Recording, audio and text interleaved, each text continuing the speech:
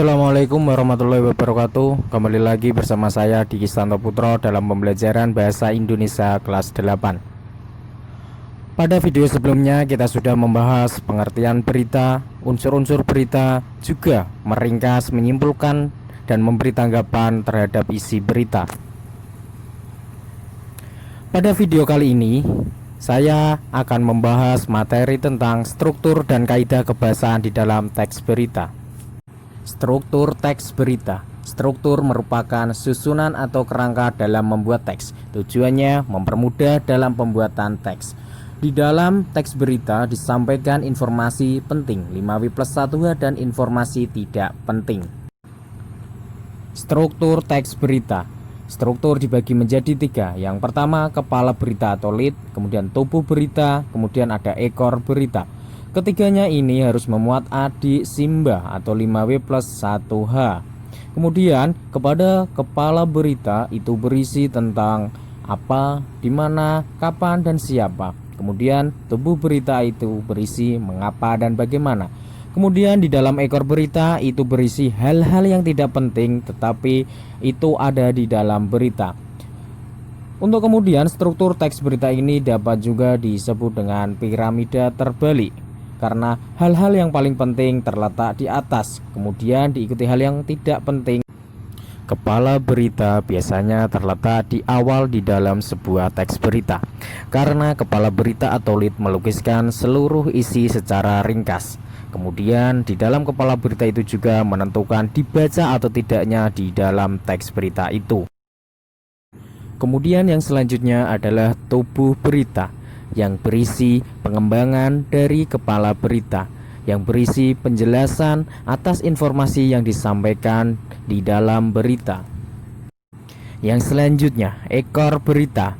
Ekor berita berisi penutup dan kesimpulan atas informasi yang disampaikan di dalam teks berita itu. Dan juga biasanya di dalam ekor berita disampaikan fakta-fakta yang menguatkan informasi di dalam teks berita tersebut. Mari kita analisis contoh teks berita berikut. Yang paling atas disebut dengan judul berita. Kemudian yang kedua kepala berita atau lead berisi informasi yang paling penting. Kemudian dilanjutkan dengan tubuh berita, berisi lebih rinci lagi informasi yang disampaikan. Kemudian diakhiri dengan ekor berita, berisi penutup, kesimpulan, dan fakta-fakta yang ada di dalam teks berita tersebut. Kaidah kebahasaan. Yang pertama, verba transitif.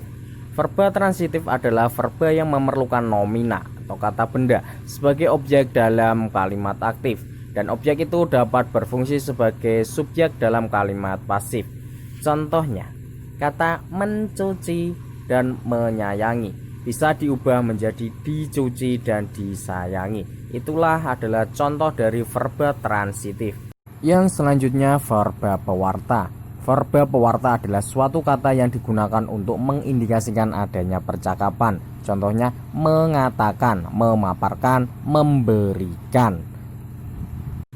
Konjungsi temporal adalah kata hubung yang berhubungan dengan waktu, misalnya setelah, kemudian sejak, awalnya, akhirnya.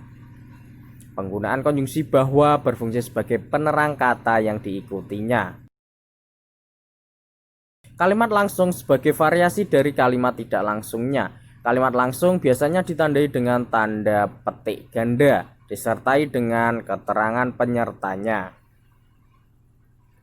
Contohnya, masyarakat, wisudawan, paparnya. Itulah contoh dari kalimat langsung. Selanjutnya penggunaan fungsi keterangan waktu.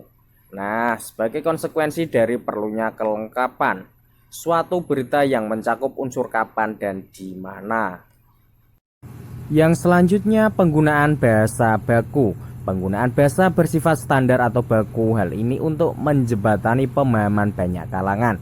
Bahasa standar lebih mudah dipahami oleh umum. Itulah pembahasan saya tentang struktur dan kaidah kebahasaan teks berita. Kurang lebihnya mohon maaf. Jika ada pertanyaan silakan ditanyakan di kolom komentar. Wassalamualaikum warahmatullahi wabarakatuh.